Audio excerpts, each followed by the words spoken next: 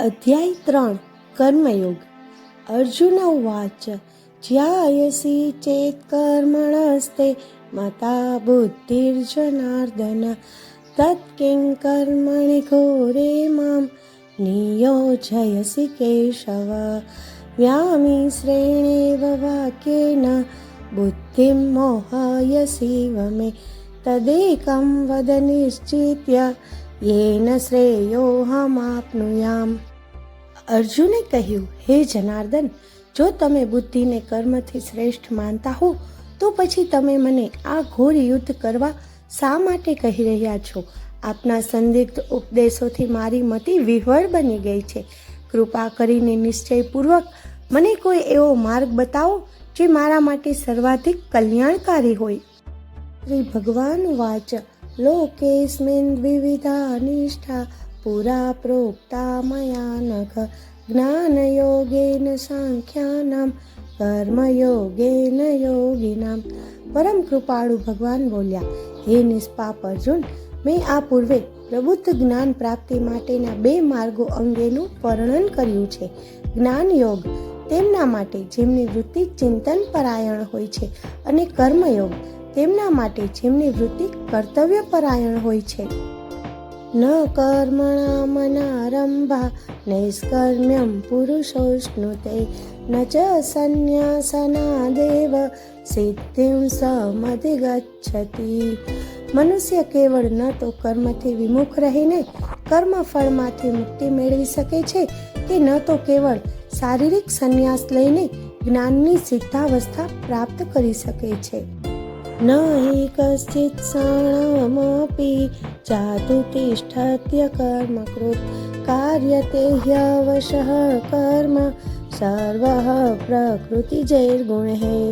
કોઈ પણ મનુષ્ય એક ક્ષણ માટે પણ કર્મ કર્યા વિના રહી શકતો નથી.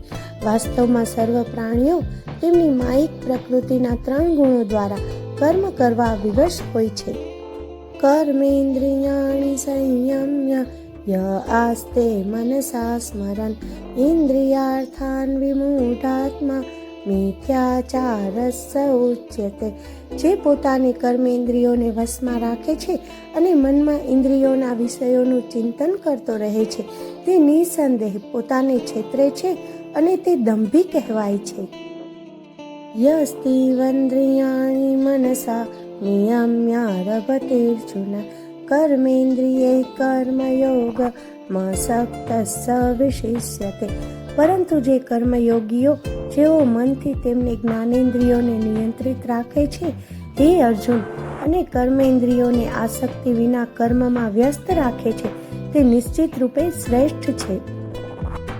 નિયતં કુરુ કર્મ ત્વં કર્મ જ્યાયો હ્યકર્મણઃ શરીર યાત્રાપી ચ તે ન પ્રસિદ્ધેદ કર્મણઃ. આ રીતે તારે નિયત વૈદિક કર્તવ્યોનું પાલન કરવું જોઈએ, કારણ કે કર્મ ન કરવા કરતાં કર્મ કરવું એ અધિક શ્રેષ્ઠ છે. કર્મોનો ત્યાગ કરવાથી તારો શારીરિક નિર્વાહ પણ શક્ય નહીં બને. યજ્ઞાર્થાત કર્મણોન્યત્ર લોકોયમ કર્મ બંધનઃ તદર્થં કર્મ કૌન્તેય મુક્ત સંગસ્સ સમાચર.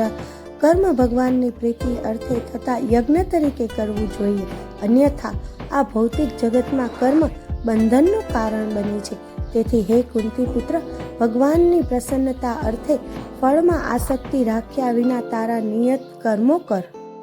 સહ યજ્ઞઃ પ્રજા સૃષ્ટ્વા પુરોવાચ પ્રજાપતિઃ અનેન પ્રસવિષ્યત્વ મેષવોસ્તિ વષ્ટકામધુક.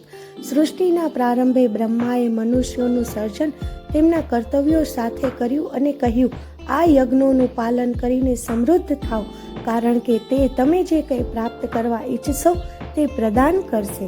જય શ્રી કૃષ્ણ.